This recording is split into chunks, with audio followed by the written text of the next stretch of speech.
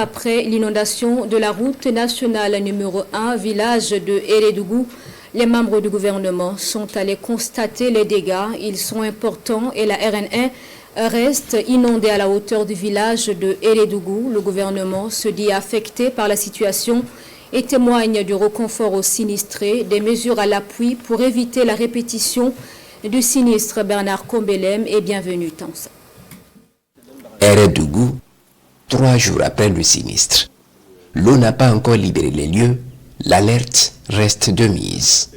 Dans un élan de compassion et de solidarité à l'endroit de toutes les personnes affectées par cette situation, une délégation gouvernementale, d'abord à Boromo, où des échanges sont engagés avec les transporteurs routiers avant d'atteindre le périmètre inondé.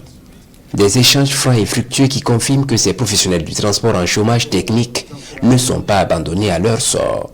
Tout le monde est garé pendant 2-3 jours, c'est pas chose aisée, donc le trafic routier est carrément suspendu.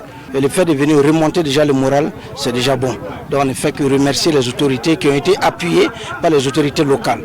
Voilà, donc comme c'est un phénomène naturel, je crois que d'ici là, les gens vont travailler vraiment à ce qu'on puisse trouver une solution palliative. L'on dénombre 75 ménages affectés du côté du village de Eredougou et 37 à Boro pour un total de 827 sinistrés.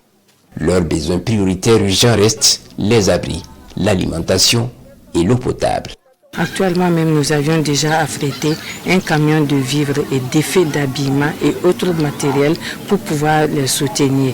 Mais nous comptons avec l'accompagnement des responsables, des autorités administratives locales, identifier un site un peu loin de la zone inondable afin d'ériger des abris d'urgence. Un autre objectif de cette sortie gouvernementale est de faire en sorte que cette situation devenue répétitive ne se reproduise plus.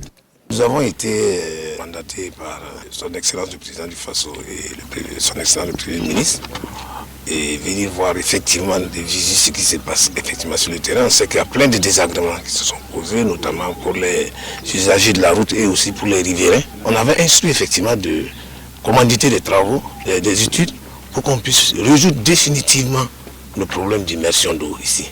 Donc c'est les études en tout cas que nous avons nous amènent à avoir un ouvrage de 70 mètres, un pont qu'on va construire en aval à 80 mètres de cet ouvrage-là.